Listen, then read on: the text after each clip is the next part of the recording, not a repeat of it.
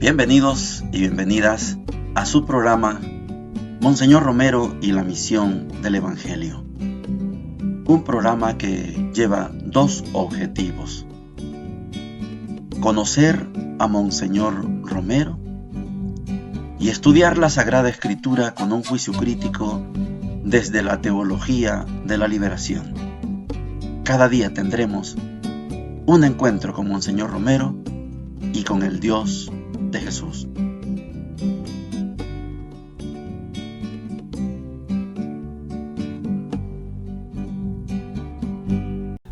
Hola, ¿qué tal? Este es su programa Monseñor Romero y la misión del Evangelio. Es sábado 17 de febrero. Se acabó la que se llama Semana de Ceniza. Mañana comenzamos con el primer domingo de Cuaresma, la primera semana de Cuaresma. Y por lo tanto, tenemos 6 semanas incompletas para poder finalizar la Cuaresma. El día de hoy, en la primera parte, tenemos una gran cantidad de contenido con esta sección del diario de Monseñor Romero. Estamos en los días 13 y 14 de enero del año 79 y, como se da cuenta, es la víspera de la fiesta del Señor de Esquipulas. El Señor de Esquipulas se celebra el 15 de enero y Monseñor Romero hace las debidas y respectivas visitas a las parroquias que veneran, no adoran, veneran la imagen del Cristo de Esquipulas. Es una palabra que no pretendo corregir a Monseñor Romero, solo voy a hacer el planteamiento. Monseñor a esto le llama religiosidad popular. Cuando estábamos estudiando en la teología, aquí en la UCA, se nos explicaba, y creo que con bastante razón, que llamar a esas expresiones como el Santo Rosario, como la novena, como la procesión, como la reunión frente a un santo, una santa, recordar a un fiel difunto, todos esos actos que no pertenecen al ordenamiento que da la Iglesia, a eso se le llama religiosidad popular.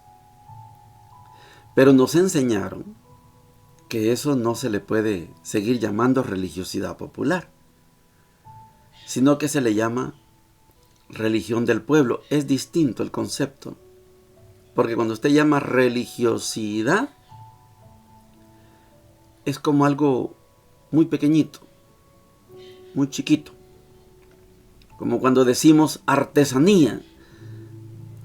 Artesanía es como decir pequeño arte, y no le llamamos arte como tal. Entonces, la obra de Miguel Ángel, los cuadros de Van Gogh, esos son arte. Y hacer una crucita de una semilla de copinol, ¿no es arte? No, eso es artesanía. Eso despectivo es lo que creo yo que podemos cambiarlo de nuestro diccionario. No es religiosidad popular, es religión del pueblo.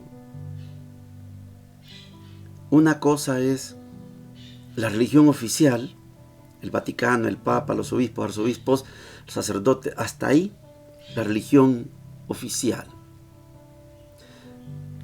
Y otra es la expresión del pueblo, los nacimientos, el Santo Rosario, el Santo Vía Crucis, el Santo Entierro, el pregón de la Santa Cruz, etc. Vigilias. Esto es religión del pueblo.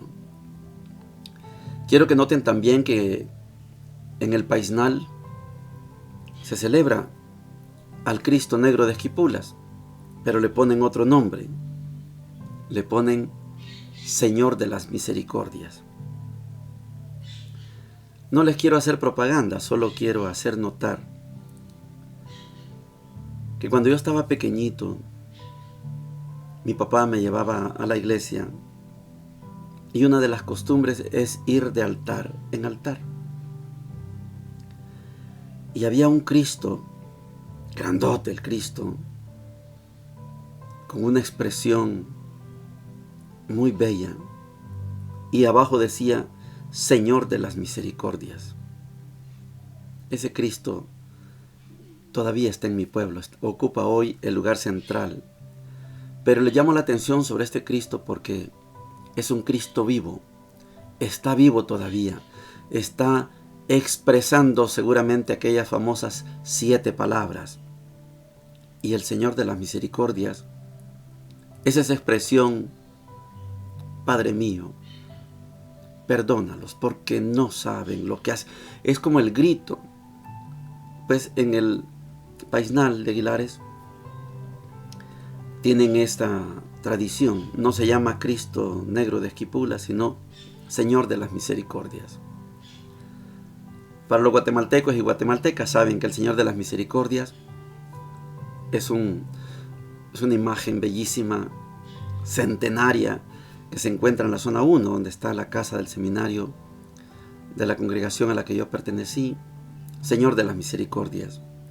Es un Cristo no negro como el de Esquipulas, en la misma imagen del Cristo que cae sobre su hombro, ya fallecido, pero la gente ama y venera esta imagen del Señor de las Misericordias en la capilla que lleva su nombre, Capilla Señor de las Misericordias, que hoy es una parroquia.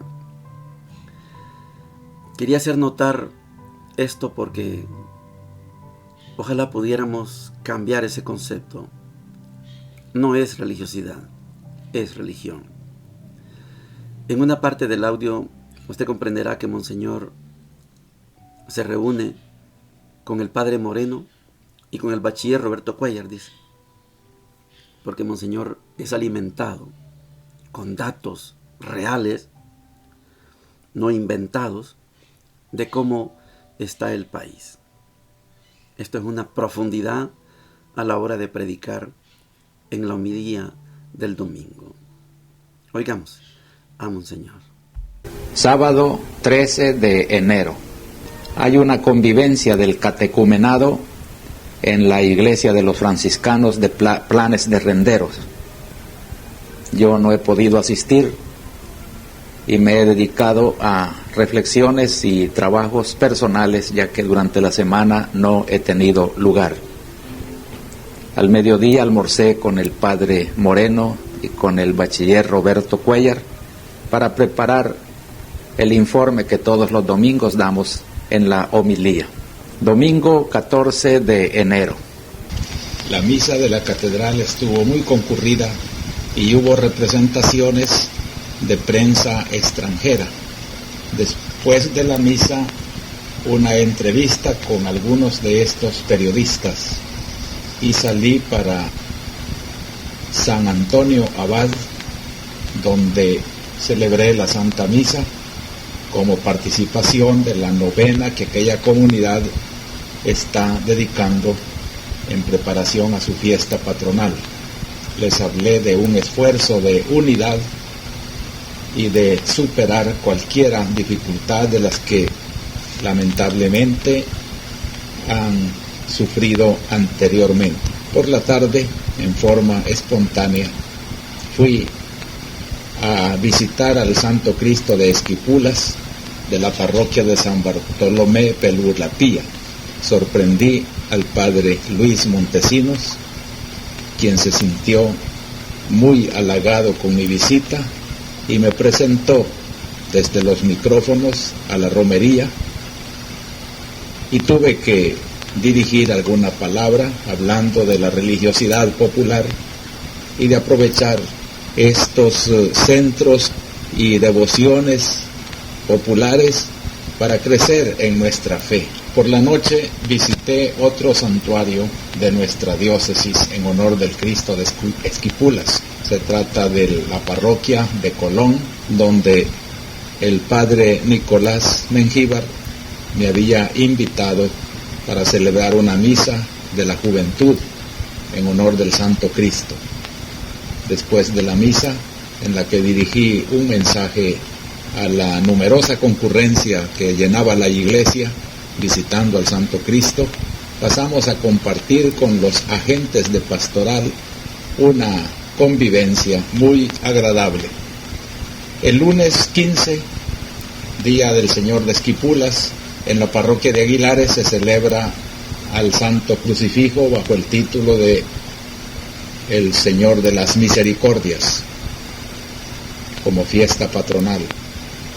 Invitado por el Padre Octavio Cruz y las religiosas del Sagrado Corazón, presidí la Eucaristía, a la que asistieron casi todos los sacerdotes de la vicaría y numerosa gente, ya que allí le tienen mucha devoción al Santo Cristo. Aproveché para explicar un pasaje de la epístola a los Hebreos que nos habla del sacrificio de Cristo y de su ingreso como Redentor y Salvador de la humanidad al santuario perfecto que es el cielo.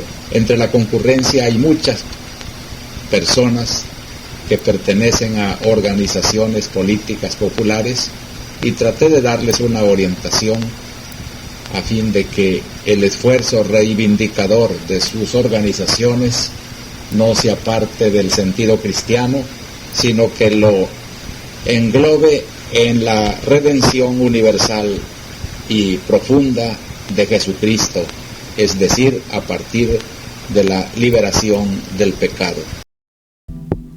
Y llegamos a la sección de la palabra de Dios. Es sábado 17, es el último día de la semana de ceniza. Hay todo un trabajo, le llamamos temático, porque se tocan temas, y todo va redundando en la manera como comprendemos a Dios. Ayer estudiamos al profeta Isaías en el capítulo 58. Les decía yo que es el tercer Isaías. Es el Isaías de la restauración, el Isaías que acompaña al pueblo después de haber estado en el desierto, en el destierro en Babilonia. Y a partir de ahí, el pueblo tiene una última oportunidad de ser el pueblo de Dios. Hoy vamos a leer el capítulo 55 de Isaías. Es siempre el tercer Isaías. Vamos a leer el capítulo 58, versículos del 9 al 14, y dice lo siguiente: Esto dice el Señor: cuando alejes de ti la opresión, el dedo acusador y la calumnia, cuando ofrezcas al hambriento de lo tuyo y sacies el alma afligida, brillará tu luz en las tinieblas, tu oscuridad como el mediodía. El Señor te guiará por siempre, hartará tu alma en tierra abrasada, dará vigor a tus huesos. Serás un huerto bien regado, un manantial de aguas que no engañan. Tu gente reconstruirá las ruinas antiguas. Volverás a levantar los cimientos de otros tiempos. Te llamarán reparador de brechas, restaurador de senderos, para hacer habitable el país. Si detienes tus pasos el sábado para no hacer negocios en mi día santo, y llamas al sábado mi delicia, y lo consagras a la gloria del Señor, si lo honras evitando viajes, dejando de hacer tus negocios y de discutir tus asuntos, entonces encontrarás tu delicia en el Señor. Te conduciré sobre las alturas del país y gozarás del patrimonio de Jacob tu padre. Ha hablado la boca del Señor. Palabra de Dios. Te alabamos, Señor. Israel tiene su última oportunidad. Hemos hablado de la importancia que tiene la concepción de Dios en estos pasajes. Dios es un Dios rey, pero el pueblo decidió tener ellos un rey y Dios quedó desplazado. Ahora manda el rey y el rey no hacía lo que Dios mandaba. Ahora Dios suscita profetas.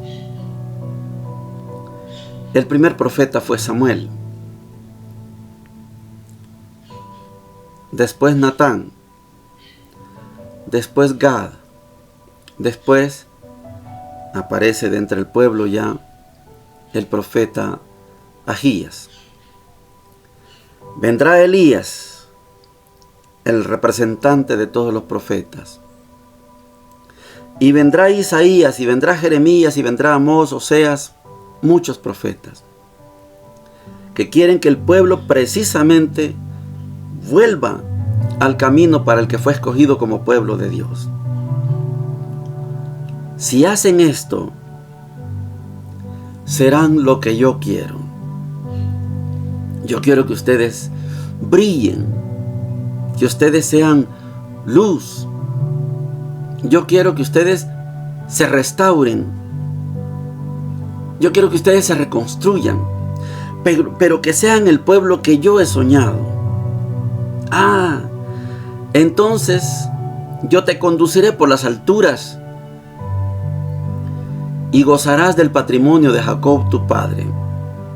Jacob se convirtió en Israel y de Jacob, de Israel, salieron las 12 tribus. Gozarás del patrimonio de Jacob tu padre. El pueblo tiene la última oportunidad de ser el pueblo de Dios. Qué bonito fuera que todos los pueblos fuéramos pueblo de Dios.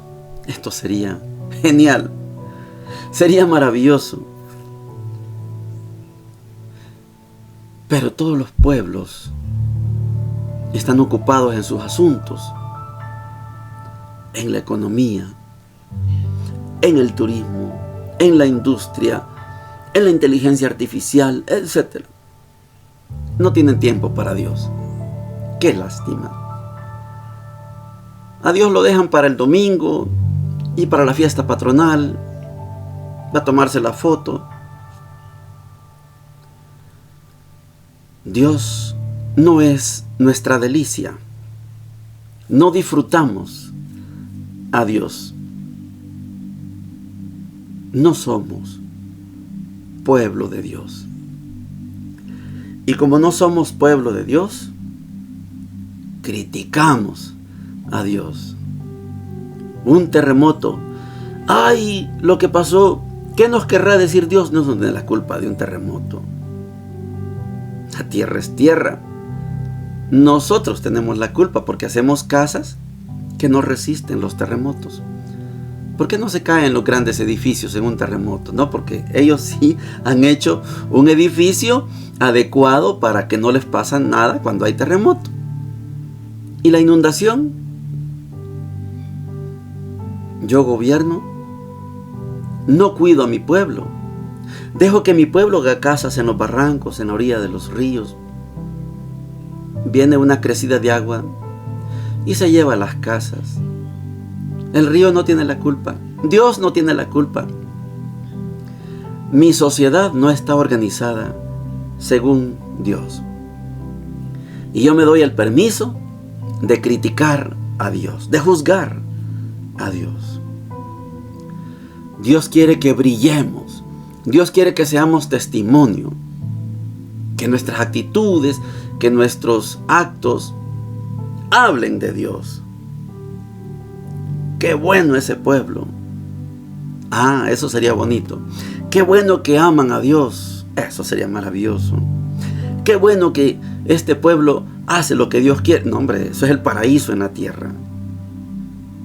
Pero mientras dejemos a Dios a un lado, aquí mando yo, aquí mandamos nosotros, y no toman en cuenta a Dios, entonces de nada sirve que Dios nos dé 1, 2, 3, 1000 oportunidades, porque no la vamos a aprovechar. Israel fue hecho pueblo de Dios para que fuera testimonio ante todos los pueblos, que todos los pueblos aprendieran de Dios, aprendieran del pueblo de Israel, que todos los pueblos se enamoraran de ese Dios único. Pero Israel se hizo como los demás pueblos, se equivocó. Israel hoy tiene su última oportunidad, y cuando venga Jesús va a decir: hoy me entiendo con los enfermos, no me interesan ustedes los sanos. De esto habla el Evangelio de hoy, Lucas capítulo 5, versículos 27 al 32, dice lo siguiente: Jesús salió y vio a un publicano llamado Leví, que estaba sentado junto a la mesa de recaudación de impuestos, y le dijo: sígueme. Él, dejándolo todo, se levantó y lo siguió. Leví ofreció a Jesús un gran banquete en su casa. Había numerosos publicanos y otras personas que estaban a la mesa con ellos. Los fariseos y los escribas murmuraban y decían a los discípulos de Jesús: ¿por qué ustedes comen y beben con publicanos y pecadores? Pero Jesús tomó la palabra y les dijo: no son los sanos los que tienen necesidad del médico, sino los enfermos. Yo no he venido a llamar a los justos, sino a los pecadores, para que se conviertan. Palabra del Señor. Gloria y honor a ti, Señor Jesús. El pueblo de Israel tuvo sus oportunidades, no solo una, tuvo varias oportunidades. No quiso. Se construyó una imagen de un Dios lejos de la misericordia. Es un Dios, el Dios de Israel, es un Dios castigador, vengador, justiciero, y como algunos predican hoy, fuego consumidor. El Dios de Jesús es otro. Mateo, recaudador de impuestos, claro y con todo derecho, despreciado por la sociedad. Es un servil del Imperio Romano. El imperio mandaba cobrar impuestos y ponía gente del mismo pueblo. Vos le vas a cobrar a toda esta cuadra. Y ponía mi mesa. Venga, pues paguen los impuestos. Yo le servía al Imperio Romano. Claro que es un despreciado, un odiado. Y Jesús busca al despreciado, al odiado, al publicano, al pecador, al enfermo. Hasta ahí está bien, ese es Dios. ¿Cómo es el publicano? ¿Cómo es el pecador, el despreciado, el odiado? ¿Cómo es? ¿Cómo se comporta? Leví, sígueme. ¿Qué hizo el publicano, pecador, odiado, despreciado? ¿Qué hizo? Dejó todo y lo siguió. ¿Qué pasa con nosotros? Es una buena pregunta. ¿Qué pasa con nosotros? ¿Somos sanos o somos enfermos? El mismo Dios le habla al sano, el mismo Dios le habla al enfermo. ¿Cómo se comporta el sano? ¿Cómo se comporta el enfermo? Leví lo hizo de calidad. Dejándolo todo, lo siguió. Dejándolo todo, lo siguió. Hizo una gran fiesta. El despreciado, el odiado, el pecador, el publicano, el enfermo, hizo una gran fiesta. Invitó a los demás enfermos, despreciados, odiados, publicanos. Y los sanos, ¿por qué comen con pecadores y publicanos? ¿No han entendido? ¿No han entendido al verdadero Dios? Dios es el médico que vino por los enfermos, no por los sanos. Los sanos están bien. Las 99 ovejas están bien, si la que tiene problemas es la que se perdió. Leví se había perdido. Se había hecho servil del imperio. Le había gustado la plata. No le importaba que lo odiaran. Y Jesús, en esa nueva imagen de Dios, ese Dios que es médico, ese Dios que es Padre, busca a Leví. Sígueme. Y Leví lo siguió. Y Leví hizo fiesta. Allá quedó la mesa con las monedas. Allá quedó ese imperio romano. ¿Qué me importa el imperio? Hoy estoy con el médico. Hoy estoy con mi Dios. Esa es la experiencia deseada en la Cuaresma. Tener la actitud de Leví. Reconocer que somos pecadores. Y reconocer que Dios nos dice: ven, sígueme. Y que nosotros tengamos la actitud de dejar todo eso y comenzar un nuevo camino. El Dios de Jesús no es igual al Dios del Sanedrín. Ese Dios del Sanedrín anda viendo quién peca para pegarle su turcazo, dicen en Nicaragua, para pegarle su garrotazo. Ese Dios del Sanedrín hay que sacarlo de nuestra cabeza y tenemos que meter en nuestro corazón al Dios de la misericordia. Ese Dios de la misericordia que vino a buscar a los enfermos, no a los sanos. Y si Dios, que busca a los enfermos, encuentra una respuesta positiva del enfermo, Dios sonríe en el cielo. Sígueme.